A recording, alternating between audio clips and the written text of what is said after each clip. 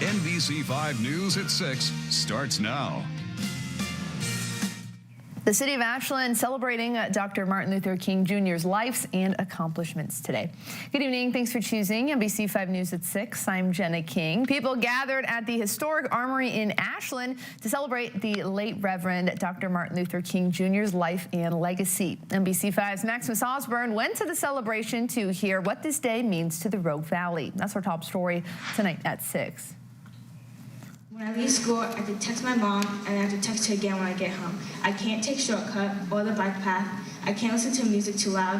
Why, you ask? Maybe you should ask the person hanging out their car, yelling at me and my friends. Middle school students wrote poems on their experiences with racial inequality and presented it in front of the crowds at the historic Ashland Armory, where they celebrated Martin Luther King Jr. Day.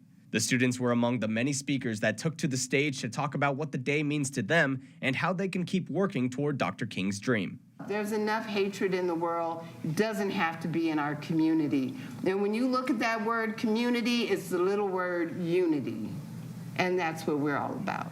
Ashland City Council member Gina Duquesne helped organize the event.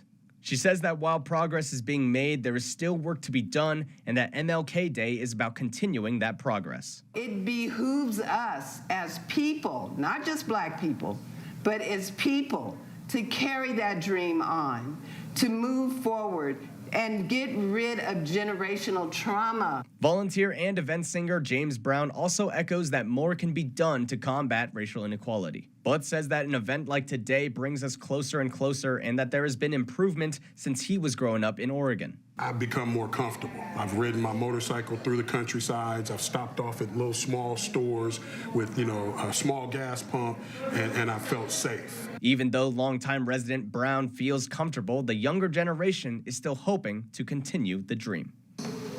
I want things to change so that we don't have to look at people differently, and everyone can be equals, and fairness will be spread out for everyone.